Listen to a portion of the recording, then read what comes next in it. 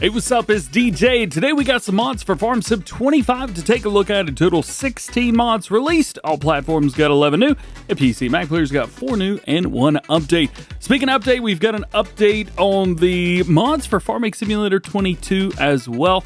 We're going to talk about those first. Hey, if you like staying updated with all the latest mods in Farming Simulator, make sure you subscribe. Let's check them out. Real quick, before we get into today's mods for Farm Sim 25, I wanted to let you know that with the recently released Lizard 4512 at 4514 and the update to the Ganonthal crossplay map, Farming Simulator 22 mods are done. These were the last FS22 mods that will be released, at least on the Mod Hub. Now, Farming Simulator will still support the mods that are in release for FS22, so years from now you could still go back and download them. At least that's the way that it's been for previous games, so I don't see anything changing here. However, do not expect to see any more new mods added to the Mod Hub. Jumping over to new mods for FS25, we got something very cool for you. The International Farmall H. There's quite a few different mods from EY Modding today. I think our first 4 mods are from him, so we'll start with this one. You got 26 or 30 horsepower with the Super H. Love that.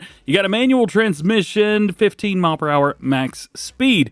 Now you do have wheel weights that you can add on, and you've even got rear twin wheels, so you really have some fun with this thing. Mud guards, you've got none, or you can add some on there, and then we even have a 3-point link which can be added to the back, or you can just keep that regular hitch. Next is the John Deere A, also by from EY Modding, 34 horsepower on here, no engine options on this model. You got 68 liters of fuel, it goes 13 miles per hour. We do have some wheel brands on here, including BKT, Michelin, and that is it. And we even have some different setups, so you could go with a standard set, you go wide rear axle, then you go wheel weights with that wide axle, then you've got rear twins with a split between.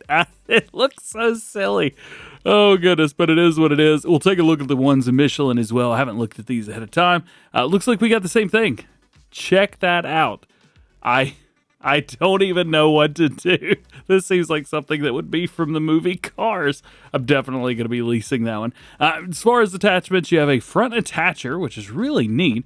Without that, you still have the rear attachment, and then you can do a 3-point linkage on the back, and then add that with that. So you've got some pretty interesting stuff on this. Next up, the Farmall 1206. The 1206 is back. Gotta love these Farmall Internationals right here. Love this thing. The first thing I ever learned how to drive was something very similar to this, so definitely holds a special place in my heart. You got 95 horsepower on here, but we could bump that up to 300 horsepower with the Ultra, so you got between one or the other. 150 liters of fuel, goes 19 miles per hour. As far as your wheel setups go, we do have a standard set. You have rear twins, and then you've got the plow set, which is kind of neat. And then you go to the trike setup again. So there you go. So you've got a split in the front, or you can go with the trike. Everything else we've had today has been a trike, so hey, why not, right? Nah, we'll stick it with standards. There's also a cabin option here too, so you've got the ROPS, you can put the canopy on there, and then a full cabin, which is very, very cool. We'll just go with the rollover protection right there. You've also got an exhaust of standard and a chrome pipe. Front weight, you could do yes or no. Looks like that's going to weigh 300 kgs, and then you've got a front loader for quickie, power, or nothing. Our last mod from EY Modding is the Massey Ferguson 4000 series. This articulating tractor has between 225 and 375 horsepower with a manual plus power shift transmission, 720 liters of fuel, and it goes 18 miles per hour. As far as wheel brands, you do have a Trelleborg, Michelin, BKT, Continental, Bridgestone, and Midas tires. So there are some really, really good setups in here. Plus, you do have duals on quite a few of these, which is good too. Love that. Design, you have a no fender setup, then you can add the back fenders, which really kind of brings everything together. So that is nice to see. Exhaust type, you do have exhaust 1, 2, and 3. And then attachments, you have a 2-bar or a 3-point hitch. And well, that's it, I guess. So there you go. One nice thing with all of these mods is you've got a 3-point hitch on all of them, or not at all. I wanted to bring all of the mods in from EY Modding just to kind of give you guys an idea of how large they are, and well, maybe see how large these these tools are right here. The tractors sound fantastic, of course, as you would expect. I do have the wheelie mod installed, so I'm definitely going to be trying that real quick. Can we do it? Can we do it? Yeah, we're tractor tipping! Ha ha! That's awesome. To be fair, a bit ridiculous for this tractor, but that is pretty cool. One of my favorites, I think my favorite for the day is definitely going to be this little McCormick right here. However, I am very partial to the Farmall. That's a good looking tractor right there. And of course, can't forget about the big Massey Ferguson. I think overall this will probably be the most useful. I don't want to say the other ones are not useful, but this one's definitely going to be more useful on more farms than these would be. But hey, these are here. So if you were waiting for them, you got them now. There was one other tractor today, but I wanted to keep this one separate. EY modding mods usually are fairly simple, all things considered. This one has a lot of everything, so I wanted to keep this one a little bit separated. The Zetor 3011 Major. On here, we've got specs of 35 horsepower, manual transmission, 53 liters of fuel. It goes 15 miles an hour. Cabin, we have without. We've got a hood added, standard, with pipping. Is that piping? Piping? Pipping? It would definitely be piping. That's my problem. Then you've got the 3511 and then back to without again. Engine options, you have 3511 and the V. You've also got 1, 2, 3, 4, and 5. However, something very interesting that I see is it has nothing to do with the engine setup. It has everything to do with the stickers. It's not an engine setup. Those are stickers, man. You've also got wheel brands from Zetor 1 and 2, and then Lizard 1 and 2 and 3, and then back. So it doesn't look like the rear wheels are changing with the wheel brand. It is the wheel setup that is changing with those. So you have to go with a wheel setup, and that's going to change up the rear wheels, and then your wheel brand is going to change up the front wheels, so notably there. Exhaust pipe, we've got with a spark arrestor, all right, and then you have the old there. We also have a new set and original. Hook, we have a top and bottom, or both. Now this one I'm not quite sure about. Is this round towards the back? Aha, so by hook it means hitch. And then axle, we have a soft axle and a rigid axle. It is really nice that they give us those options. That's great.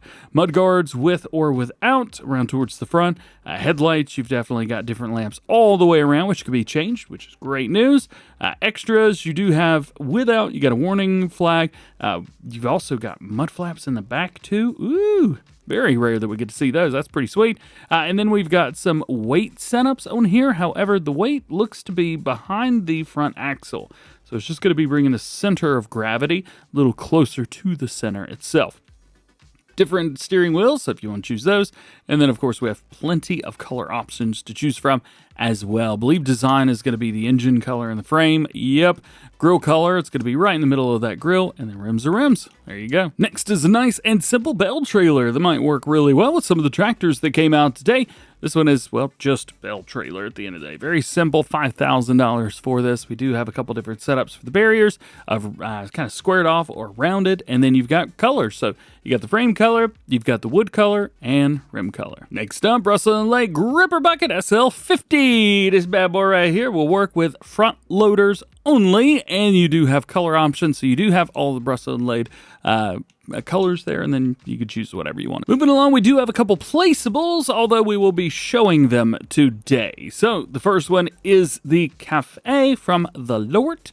There are two versions, one with decoration and one without. These are found in production chains, and they are just kind of normal stuff that you would see. You can make bread, butter, cakes, cheese, and chocolate. And same thing's going to be for both, so really nice. Also, capacities are very low in comparison to the way, at least that I play, so just wanted to let you guys know that ahead of time. And if you're curious, capacities range between 50,000 and 100,000 liters, and I can make 100,000 liters of flour in not too much time, so do be careful. Our next to last new mod, because we do have a map later, is the Metal Garage. Now, actually, both of these sheds that we're going to talk about are called Metal Garage, but the first one, both from Icus as well. Icus, you need a better naming scheme, bro. Both of these are the same name. Hit me up, I'll help you out. Nonetheless, with this one, I think I've showed this off maybe a couple months ago when I showed off all the ICAS buildings. We have a small door, a medium door, and 2 large doors, and around towards the side, we have another, I think that would be more of the small door setup here. Anything on the other side? Yes, we do. So straight across, you can pull in semi-trucks, things like that. It's a pretty cool building, and one of the things I find really interesting and neat is it has black doors, not gray or white or anything like that. And speaking of that white, all of the black stays. When you customize this, it changes the other colors. I'm going to go in here and do toothpaste tractor, but everything else stays black. One of the other neat ones is like orange. Orange looks incredibly good with this. It's so awesome. So if you want to check out Metal Garage, definitely check this one out. It costs you 60 grand. And your other Metal Garage is Metal Garage, also from ICAS. See what I mean? In here, you've got 5 big old doors across the top and then a smaller door off to the side. There's also a people door right over here. We can turn stuff on. And also, check this out. We come over here and click this button. Am I click? I don't think I'm clicking the button the right way. Switch roof. Is this supposed to be color roof? Hang on. All right, so there's a white roof. How about we do this? Let's customize one real quick. So we come in here, we can do solar panels if you would like to, but because I'm going to try and see the roof, I already put one down. Delete that. We want colors, please. How do I do this? Oh yeah, down here. Colors. You know what? Let's go over here to that. That will do. That hurts my eyes more than anything I possibly could have dreamed about today. Let's come over here. We'll go on the people door. It opens outwards. It ain't just open inwards. All right. Click button. Switch roof. Let's see what happens. Aha! So if you go with the color, the roof will be the color unless you click the button to switch it. Very neat. Alrighty, moving on. And lastly, we have a new map for all platforms. This map is called Settlers, and really, it is Hutan Pentai Modified. That's exactly what the map should be called. Not that there's anything wrong with that. So on this one, you're going to see a lot more things that, are here and not so much on the original one. For example, there's a lot more rice fields, which is very cool. We do have vineyards as well. And if we bump around to our main farm right here, because it starts you here, it's actually going to look exactly like Hutan Pentai does. However, things have been changed. It has been made a little bit more beautiful. There's the train, of course, but the train has been expanded on and modified, which is very cool. Some things are exactly the same on the main farm, and some things are different. For example, there's a lot more rice paddies over here, so there is that, and the fields have been kind of modified over here. There's no more forestry area, but it does make things a lot easier. This is definitely a fun one. Again, as you can see, a lot of the forestry areas have been removed so that you can jump in here and play and have fun. We'll take a look at the PDA itself. There's still some forestry areas, so don't worry about that. There's just not as many on the south end of the map. You're going to need to go up to the northern end if you want to do any forestry. Speaking of down here, though, down here, actually, you know what? Let's just visit this because I want to show it to you. So these are just dirt plots that you could buy and then build your own city around them down here. I find that very cool. You can build your own productions and things like that. Each one of these little areas is buyable, or you could buy the entire thing and own the entire thing. It doesn't look like you're going to be able to own the road, but everything else can be purchased down here. Pretty neat, huh? As for everything else, taking a look at what we get in new farmer mode, it is definitely expanded from what we got on the base game. Of course, we start off with the areas here with our rice paddies, although now this field, or Farmland 31, is not just these 2 fields, it is all of this. You've also got the areas down here, couple fields, extra fields. There is a lot to be had in new farmer mode now. If you guys are playing on Hutan Pentai and you're getting bored of it, or if you're wanting to do something else and maybe you want to try Hutan Pentai but you really don't care, I know there's some of you guys out there, this map may be a good one to go for instead of the base game one.